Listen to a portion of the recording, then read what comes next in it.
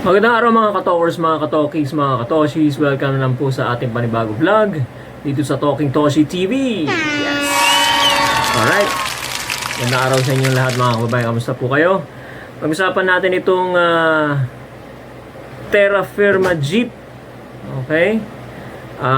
Kaya ba?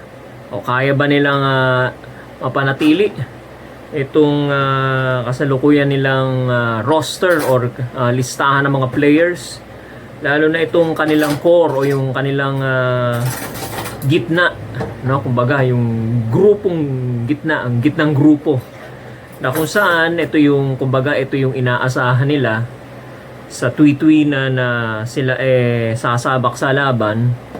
Okay? Na ayun nga, no? Maaasahan nila na i-score, gagawa, magpo-produce ng points para sa kanila. Ito ba'y kaya ng Terra Firma Jeep na panatilihin o magtatapon na naman ng player?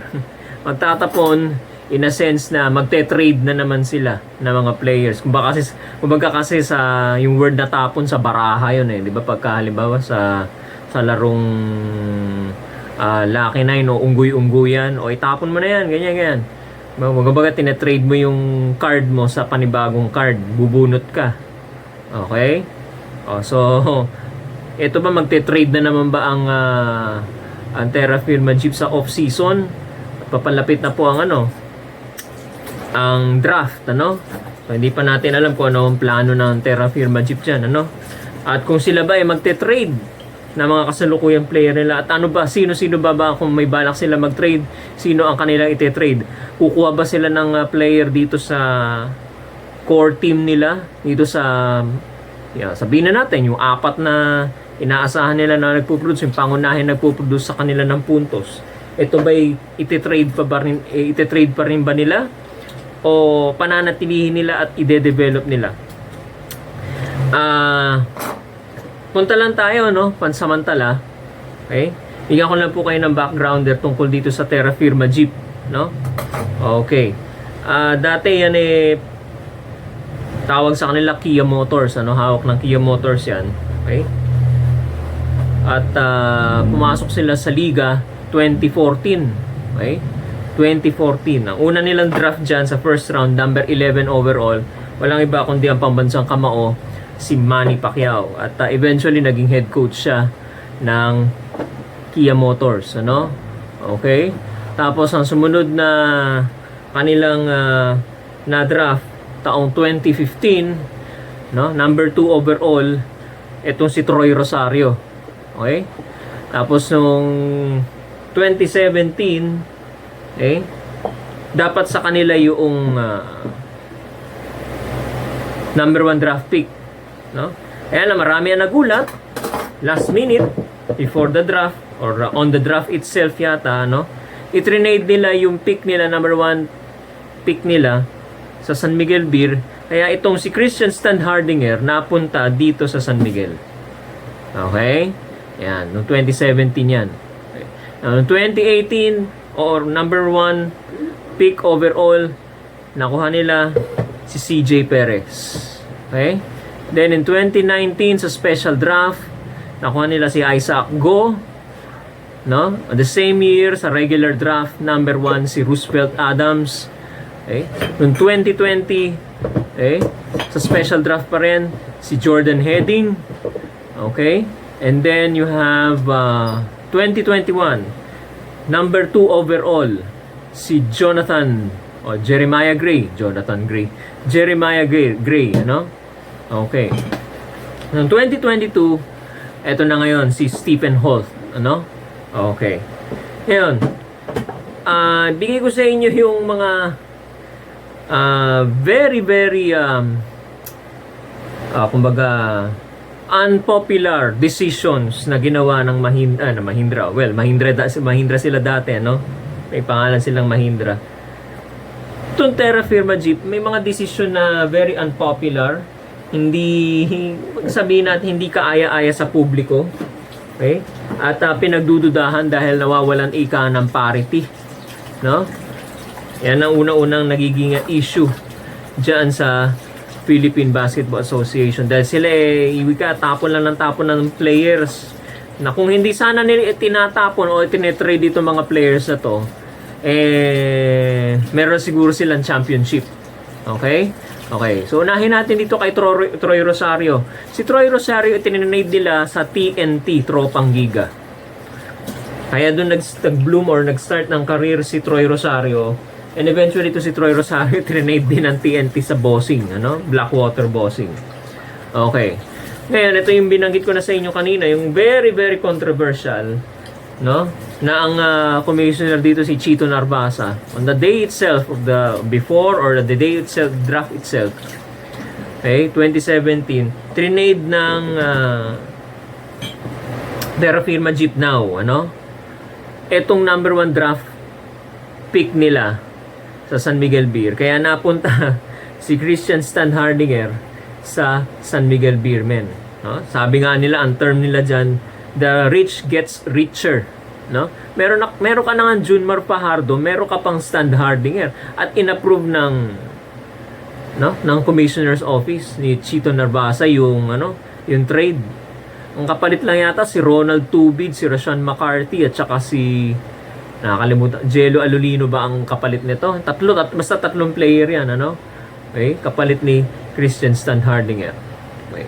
Well, eventually ito si Christian Standhardinger napunta sa Northport, napunta ulit sa SMC, napunta sa Barangay Ginebra, ngayon siya naglalaro. Okay? Ngayon, ito si nung 2018, itong si CJ Perez. Okay? Siguro mga 2 taon lang siya dyan, Eventually, i-trinade din siya sa, again, San Miguel Beermen. Okay? CJ Perez. Okay? Nag-bloom muna yung kanyang career sa Terra Firma Jeep. Okay? Sa Colombian Jeep, actually. Okay. At doon siya nag-prosper, Okay. Trinade siya sa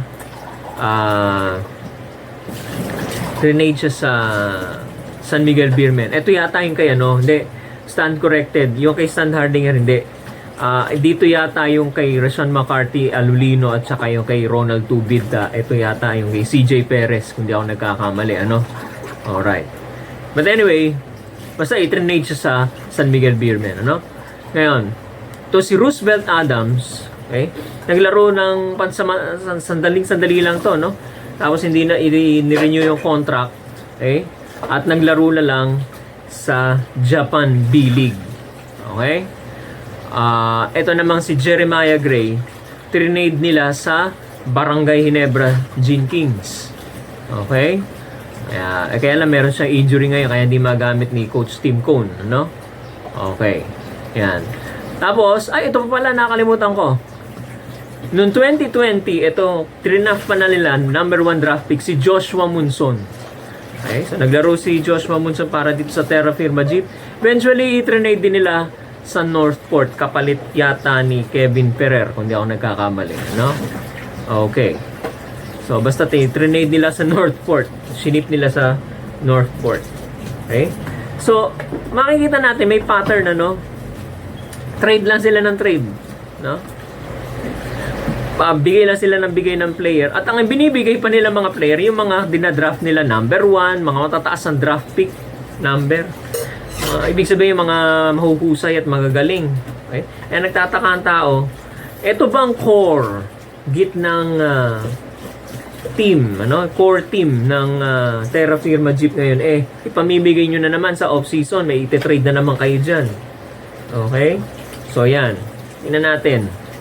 Sino ba yung core ng Terra Firma Jeep ngayon na inaasahan umiscore? Okay?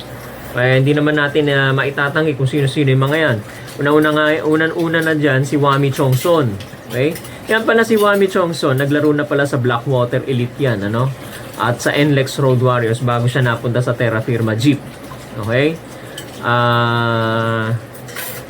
Si Stephen Holt naman, ayan, galing sa draft yan.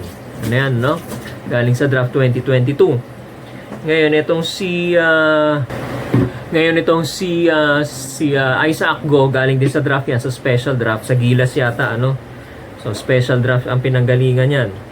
Okay, and itong si Javi Gomez de Liano. Okay?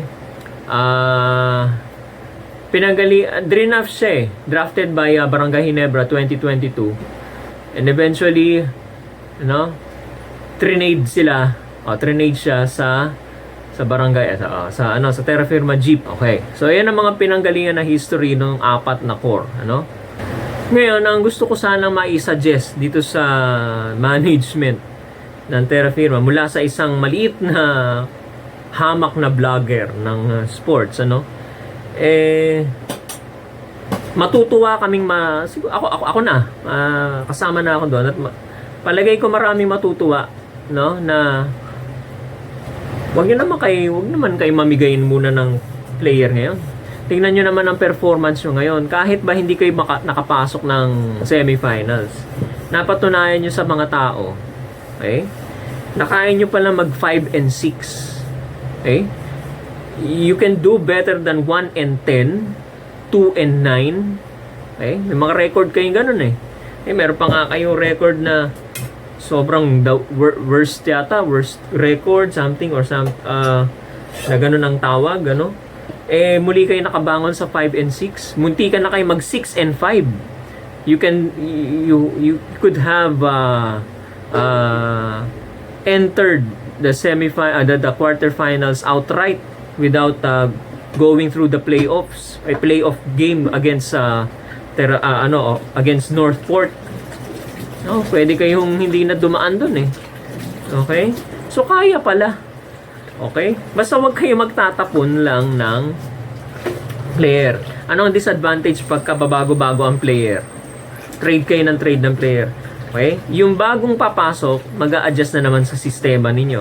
So, habang nag-a-adjust siya, paglalaruin nyo sa loob, mag-a-adjust sa sistema.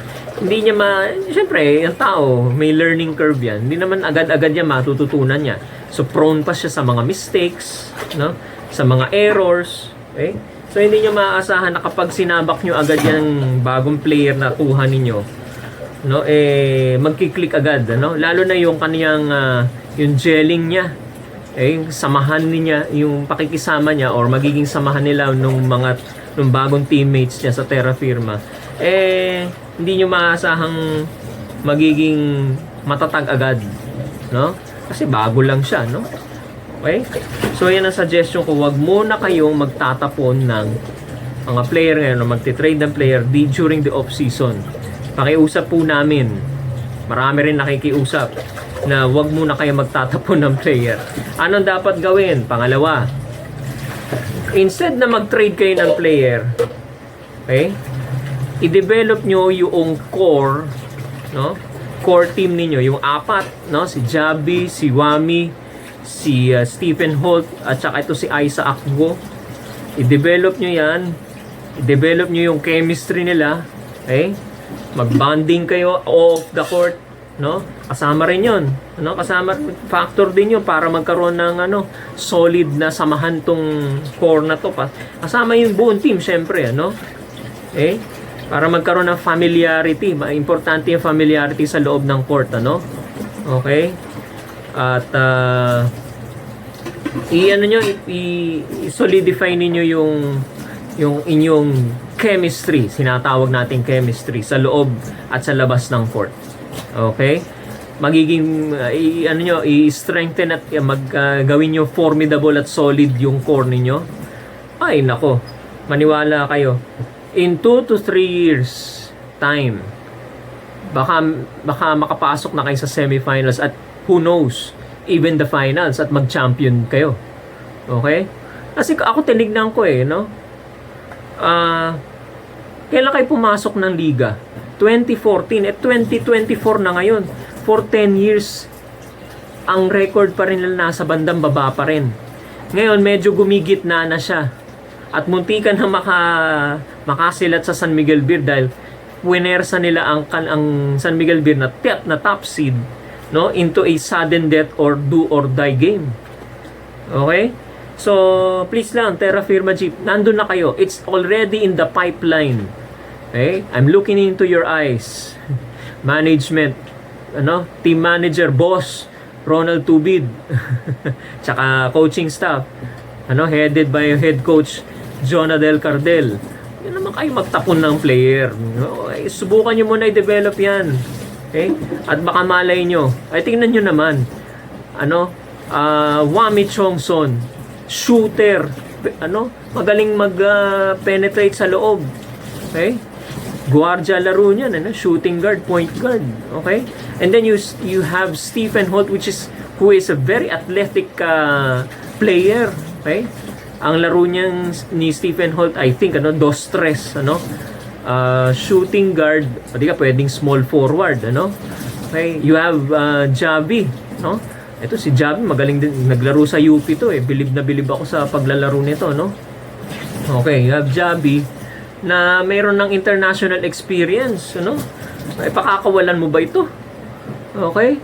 Very athletic din. At itong si Isaac Go, you have a stretch 4 or a stretch 5 kasi power forward or sentro, tumitira sa labas, bibihira yung mga ganyan, nakayamanan, kung ako yan hindi ko iti-trade yan.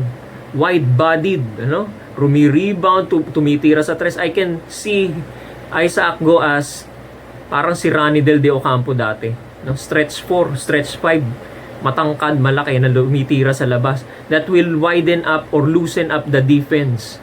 Okay? At yung mga maliliit, makakapasok ngayon sa loob. Laking advantage yan, mga kababayan, mga nandiyan sa Terra Firma Jeep, huwag niyong pakakawalan yan. At sabi naman ni Coach Jonah Del Cardel sa kanyang recent interview, mga kababayan, kaya po ba ninyong panatilihin ang inyong line-up? Okay? Sabi naman ni Jonah Del Cardel, oo, kaya, sige. Palagay ko naman, mukha doon sa kanyang pananalita, sa kanyang sagot sa interview, hindi naman sila magtatapon ng player ngayon. That's good news. Okay?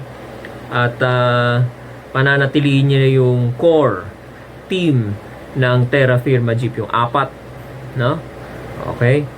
Siguro sabi niya, magdadagdag na lang kung anong kulang, titingnan namin kung anong kakulangan sa team namin. Yun na lang kukunin namin sa draft siguro or magre-recruit kami. Okay? Kung anong kulang sa amin. And then, kumbaga sabi niya, magdadagdag siya ng mga piyesa. Okay? Kung saan nagkukulang ng player ang Terra Firma Jeep. Well, that's good news. That's good, a good move. Huwag nyo munang pakawalan yung mga 4 pakakawalan nyo na naman, tapos yung kukunin ninyo, mag-a-adjust na naman sa sistema nyo. Maapektuhan na naman yung chemistry, maapektuhan yung buong performance ng team. So, parang wala tayong na-achieve for the longest time, for 10 years, hindi pa tayo nakaka-place ng medyo mataas-taas, number 3, number 4. Okay? O ngayon, nakita na natin yung bunga ng ating paghihirap, ng ating pagtsatsaga. Medyo nandun na tayo sa gitna. It's already in the pipeline, ika nga nila. Panatilihin na natin. What works, should not be changed, Why fix ain't broke? Sabi nga nila. Okay? So, mga kababayan, ang ating opinion tungkol dyan sa Terra Firma Jeep na yan, Again, ang key to success, wag muna tayong magte-trade ng player. Okay? At palagay ko naman, paninindigan nila yung kanilang ating request sa kanila bilang PBA fan, in general, na walang kinikilingang ibang team, as a PBA fan, as a PBA follower, as a PBA sports blogger. Okay? So yan po mga kababayan, wag po natin kalimutang mag-subscribe dito sa ating YouTube channel, Talking Toshi TV, at i-like po natin ang ating Facebook page. Nandiyan po yung link, hanapin po ninyo Talking Toshi TV. Mag-comment na rin po kayo sa inyong mga saloobin tungkol dito sa issue ng Terra Firma Jeep, dyan sa comment section. Maraming salamat po at magandang araw po sa inyo lahat.